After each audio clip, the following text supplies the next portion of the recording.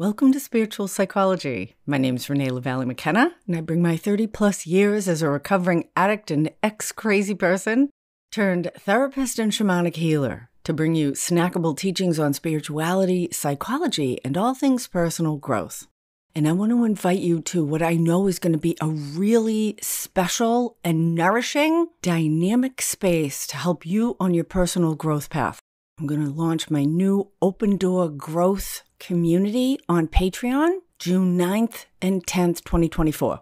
It's going to be a really compassionate and dynamic space to connect with other like-minded people around the world. I'm going to have all kinds of free content, offering groups, workshops, and lots of opportunities to make genuine connections with others. There'll be both free and paid options, and I'm super excited to actually get to know some of you on a personal basis. So click the link in the show notes to Patreon. It will give you more information.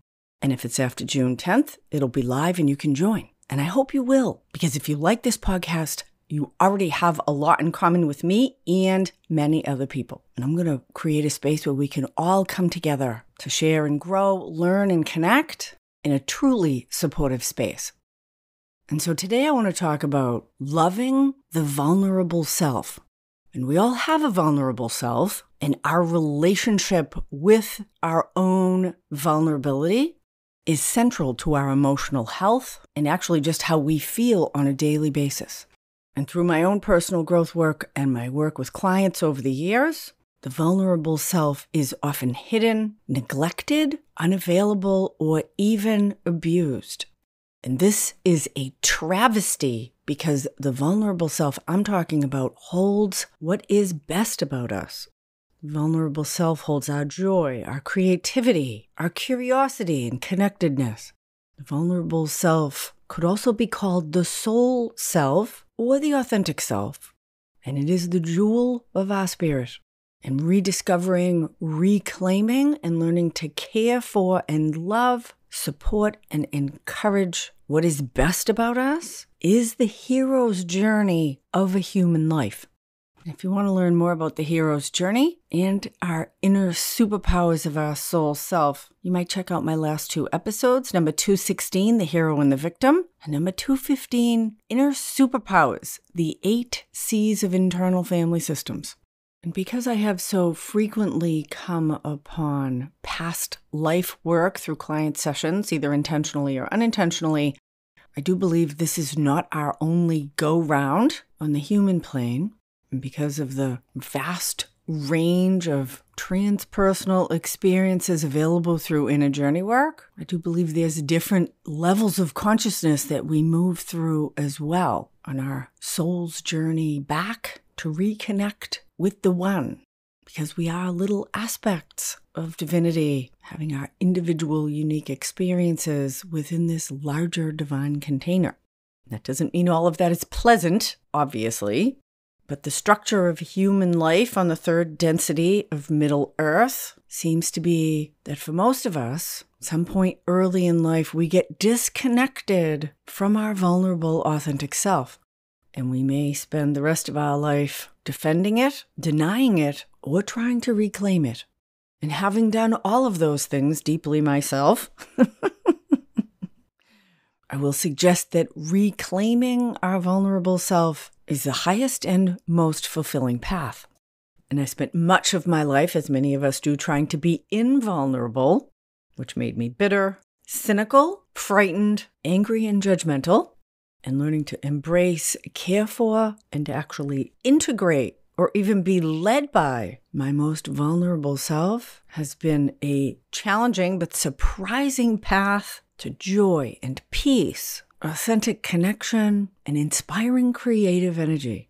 Having the courage to take off all the different social masks I have and be who I really am with others, and growing in the skills and abilities to do that is perhaps the most worthwhile pursuit that we can do in our life.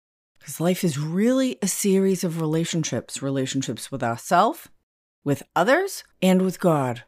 And having genuine relationships requires us to be genuine. And so the hero's journey is to face our own inner demons and reclaim that jewel of our vulnerable, authentic self. Priceless. And for most of us, it is the most daunting quest we could undertake. And I will tell you, the most rewarding. And so I have 3 stories I want to tell you. One of success, one of tragedy, and one of hopeful progress. And so I'll tell you the success story first, which is my own. And around the age of 5, like many children, I was very concerned with death. And I'm an only child, and my mother had no friends. And already by that age, I comforted her when she was anxious or upset. And I was aware of her fragility and dependence on me. And I was contemplating if I died and how my mother would feel. And I was crying. And she came on me and she said, "Why are you crying?" Because crying was discouraged in our house. And I said, "I'm afraid that if I died, you would be very sad." And she said, "Oh, no. That's not what you're worried about. You're worried about if I die and you would be sad." And I have to tell you, when my mother did die, when I was 42 years old, unfortunately, I was not sad. But anyway, I knew in that moment that she could never see me, that she would always run my experience through her filter in a way that worked for her. And because there was really no one else in my life, there were no other relatives, I didn't meet trustworthy adults that I could bond with until much later.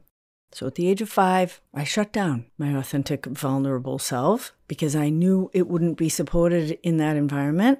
And I subsequently globalized that for the rest of my life. And many of us do that. Most of us do that. We have a childhood experience with imperfect and even dysfunctional caregivers, and then we make that a template for the universe. It is unsafe here. It must be unsafe everywhere. And that becomes a foundation stone in the structure of our being that we are often completely unconscious of. It's like burying an aspect of our best self alive under the house. And spiritual aspects of ourself don't die, thank God. And because it may be true that they aren't safe in whatever those childhood experiences are, it is a survival skill to put them away. Because you can't actually harm the authentic self, but you can lose connection with it. And mine remained fairly loud, and we had a pretty bad relationship. I came to hate my own vulnerability. I thought it meant I was weak and fragile like my mother, which I wanted to be everything my mother was not. I completely rejected her and consequently rejected much of what was best about me. My authentic self is pretty wild and vivacious, and so she came out as a shadow self in drinking and drugs, criminality, chasing married men, stealing. And there's a whole psychology with all of that addictive dysfunction and those destructive behaviors that are rooted in the belief that I'm unloved, I'm uncared for, and I'm unsupported. And I live as if those things are true, and I make choices that reinforce them. And when I got clean and sober, I had to face and reclaim those authentic parts of myself, heal my wounding, or I was not going to be able to stay sober because it was driving me into unbearable suffering. And unbearable suffering is a good motivation. Having been there more than once, pain lets us know something needs attention or changing, and will often motivate us to do it like nothing else will. And so slowly, painfully over the years, taking risks to be who I really am, show that to other people, and to my shock and surprise, the response has been incredible. Because water seeks its own level and like attracts like. As I became more emotionally available, I was drawn to more emotionally available people.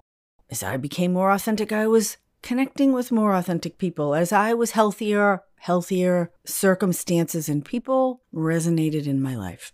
And that upward spiral continues to this day, climbing up the consciousness scale from shame and victimization, fear and rage, into courage, acceptance, compassion, love, and joy.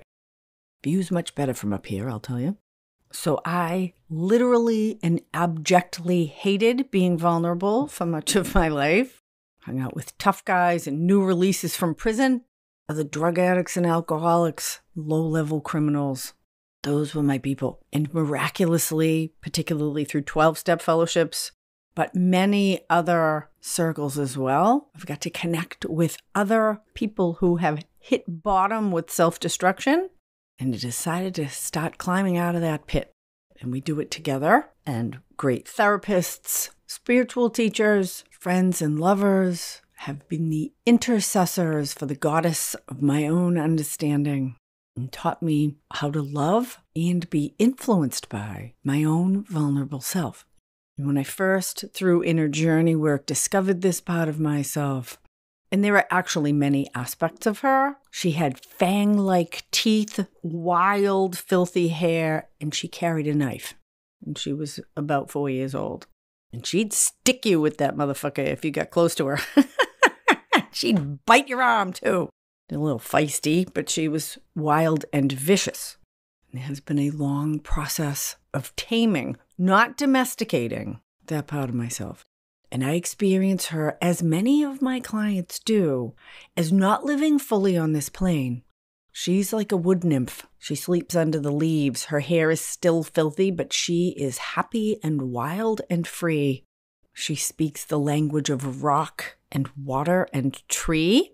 She is still fierce, but holds tremendous wisdom and just innate knowing of these mysterious, natural and transpersonal forces.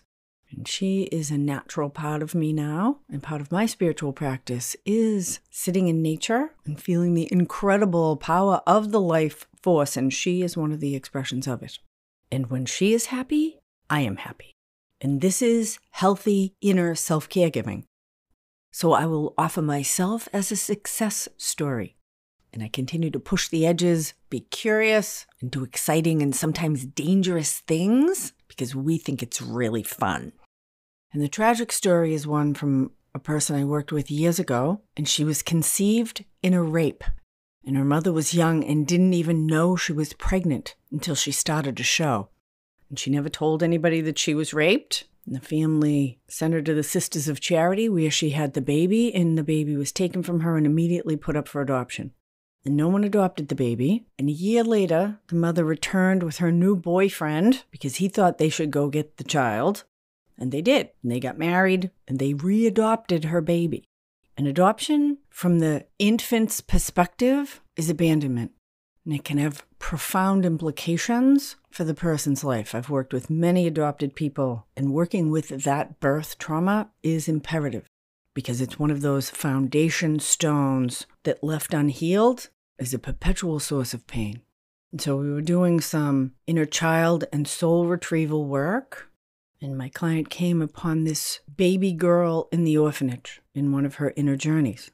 And she was actually a bubbly, happy baby, cute and full of life energy, and also deeply, deeply wounded, unloved, uncared for, rejected, and abandoned.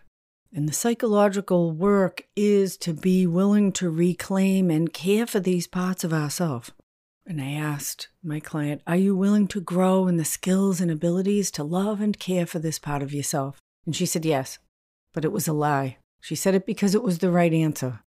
And the thing that's fascinating and profound about inner journey work is that these inner parts of ourselves hold great truth. And the baby communicated, I don't trust you. And I asked, are you trustworthy? And she said, no, I don't want anything to do with this part of myself. And that was the last session that we had. And through some mutual acquaintances, I came to find out that she returned to drug addiction and prostitution. She got pregnant and lost the baby. And the father of the baby killed himself. Now, I can't say that all that happened because she wasn't willing to do her own inner work of loving her vulnerable self. But it's certainly that self-rejection and unwillingness put her deep again into a destructive circumstance and path. Now, it is my understanding that over time she pulled herself back up and she's doing okay, which I'm really glad about. And we do all have free will here, and it frequently determines the quality of our life experience. To be productive and constructive or destructive and filled with suffering. All of it's challenging, but the outcome or payoff is really different depending on which direction we're going. I love the acronym for fear: face everything and recover, or forget everything and run. Those are the two directions, and we can change direction at any time. And the last story I'll tell is one of hope. So I have a client who's super smart and creative, probably even leans into the brilliant end, brilliant being particularly unique creativity. I believe we all have a light of brilliance within us. And for most of us, it has nothing to do with reading, writing, or arithmetic. Many different ways to be intelligent. And if you want to learn more about multiple intelligence theory, check out episode 56. It's a really beautiful, expansive, and accurate way to understand all the different ways that we can be gifted or intelligent as humans. Musical intelligence, social intelligence, emotional intelligence. So my client as a child was really quirky and different, super creative, and bullied by the other children at school because of it, particularly in the pre-teen years. And children can be vicious in their hierarchy and lack of inclusiveness. And so my client developed intense shame around this radically creative part of themselves. And they had some social awkwardness, as probably most of us do. They really came to hate and suppress this part of themselves in an attempt to be accepted by others. And so now they're in their 30s and they're a tech genius working for one of the big names in Silicon Valley that you probably have an app on your phone for. And they're really struggling with a low-level depression, a kind of hopelessness, and this kind of existential exhaustion. They want to sleep like 12, 14 hours a day when they can. And it is often the presenting issues, the dis-ease that we feel that is the doorway into that which needs to be healed and revealed within ourselves. And so we went into this feeling of exhaustion and depression in their body. And they've been working with me for quite a while, so they have their own spiritual connections. And we asked to be shown what was the origin of this exhaustion and depression. And we came on this 10-year-old part of themselves hiding in the grass. And this vulnerable part of themselves was pretty despondent and hopeless. When I asked what this self part needed, they said, "What's the point? Life is pointless." And it was pretty obvious. My client had completely rejected and locked away this part of ourselves. And if you can imagine rejecting and locking a 10-year-old up by themselves with nothing to do, they're going to become depressed and lethargic and despondent and lose their will to live. And some pretty deep distrust internally has been created because of this self-relationship that my client has had of self-rejection. Understandable as it was at age 10 to be socially successful, it is inappropriate at this point in their life. And they were able to just sit with this inner child part of themselves and say, "I totally get it." And the kid was like, "Really?" And just by being present and authentic and vulnerable within themselves, there was a slight shift in the depression and the hopelessness. And so they are a meditator, and their meditation includes now just checking in with this part of themselves and a willingness in ordinary reality to maybe create a little music, to write some code, which can be very creative for code writing people, and maybe even to start to write down some of those wildly imaginative intergalactic war stories that this child used to create. And I would say, not coincidentally, within a few weeks of that internal transition on a spiritual or psychological level, they discovered some pancreatic issues that may be directly related to their energy level. And they're changing how they eat and caring for their body in a different way as well. And it's all one system. And there is a level of self-compassion and self-love growing in a move from hopelessness toward hope and from depression to self-revealing and self-love. And we all have a vulnerable, authentic self, and it's much easier to access than you might imagine.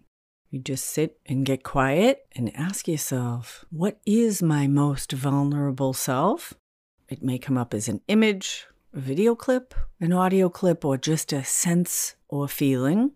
And I encourage you to look at what that relationship is, how you treat that part of yourself, If you ignore them, deny them, love them, support them, or something in between. And one of the things we're going to do in the Open Door Growth community on Patreon is personal growth challenges. And this is your personal growth challenge for this week, to examine your relationship with your own vulnerable self.